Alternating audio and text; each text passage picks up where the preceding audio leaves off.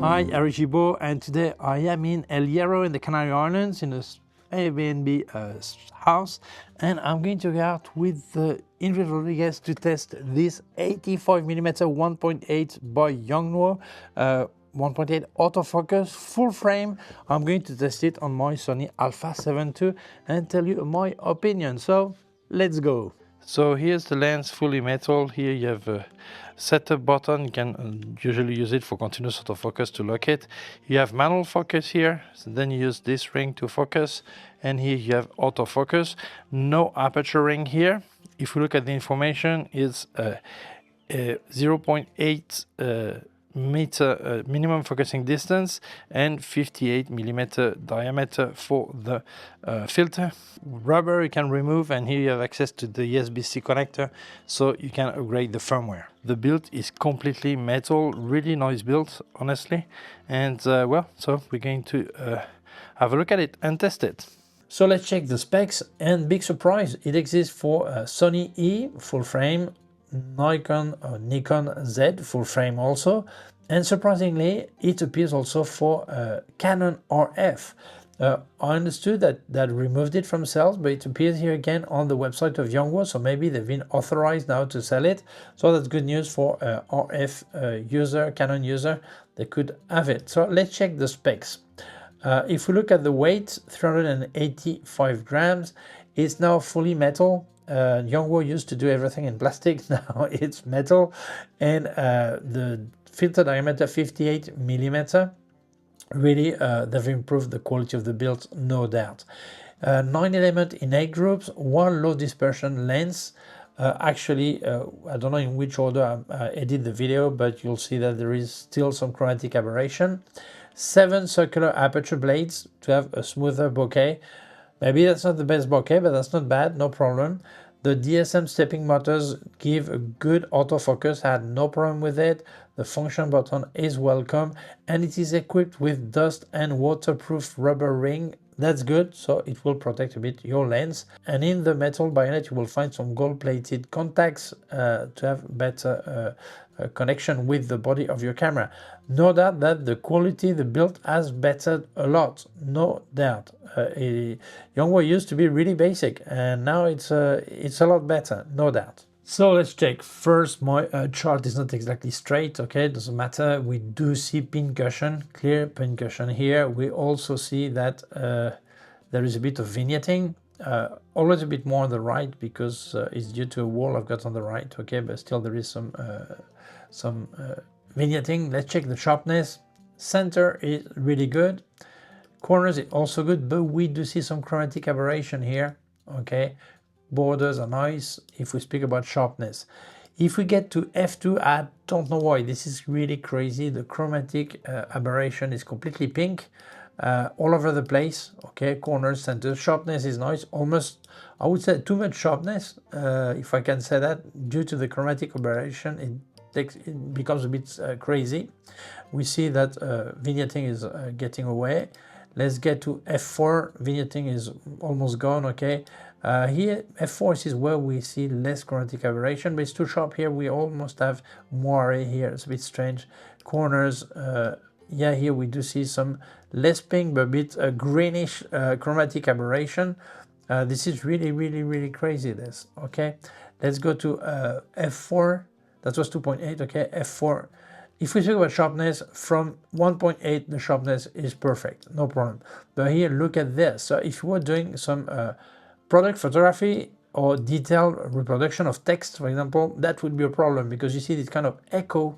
That's really strange, really strange. But on many pictures you will not see that problem, but if you do make pictures of details, that will be. Let's check F5.6. Sharpness is still there, corners, same thing. We always have this kind of colorish thing. F8, well, so I've got no complaint about the sharpness. This is really no problem, but chromatic aberration is the real problem of this lens. F11, center is starts maybe to lose a bit due to diffraction, lose a bit of sharpness, and corners, same thing. If we get to f16, sorry, yes, we do lose some sharpness here, which is completely normal due to chromatic aberration, diffraction. But honestly, if you make portrait, you will probably never notice this problem. But if you make product photography or reproduction, look this at f2. This is a mess, okay? Chromatic aberration is really, really strong. So beware, this is not the kind of lens I would use for product photography, but yes, probably for a portrait due to its low cost, and if you're on a budget, that's not a bad idea, okay? And by the way, if you wanted to help me, don't forget I've got affiliate links in the description. Please use them. And if you wanted to buy Luminar Neo, you get a 10% discount on top of any offer they have. So still place the code and you save some money.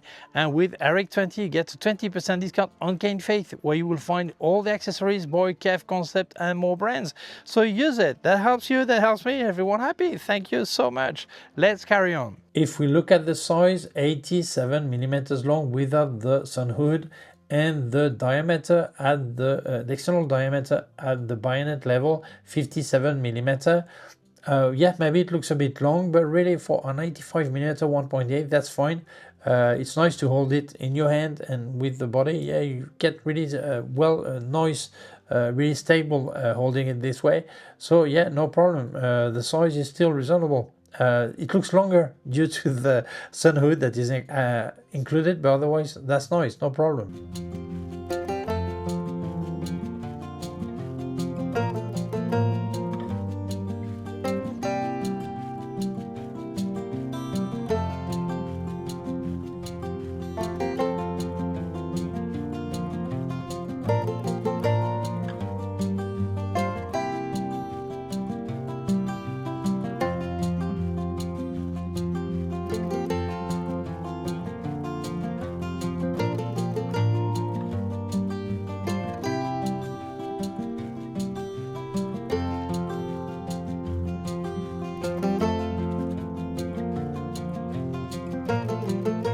The minimum focusing distance of 80 centimeters for me is a bit long if you want to have really close portrait.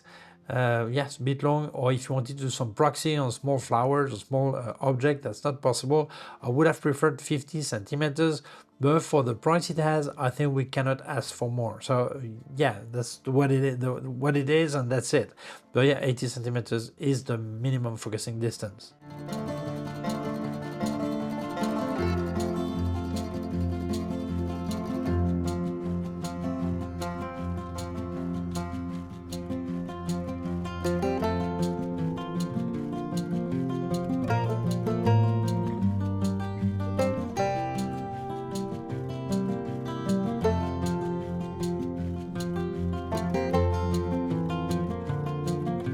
So I'm here in the small marina of La Restinga in El Hierro and in the Canary Islands.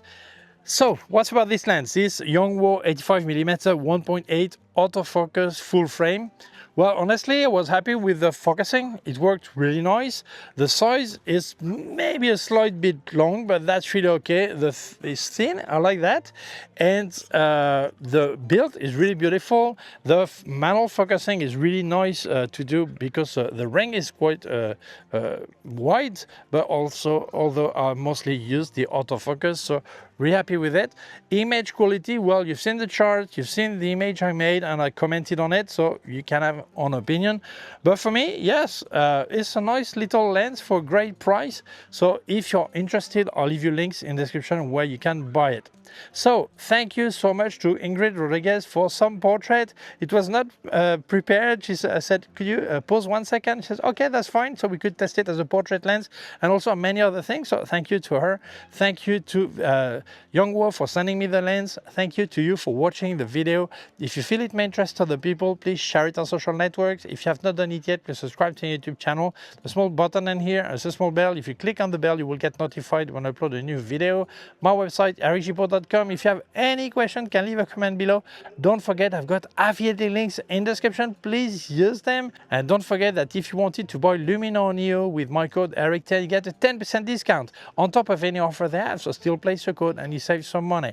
And with ERIC20, you get a 20% discount on K&F, where you will find all the accessories, Boy, K&F Concept, and more brands. So use it. That saves you some money. That helps me. Everyone happy. Thank you so much.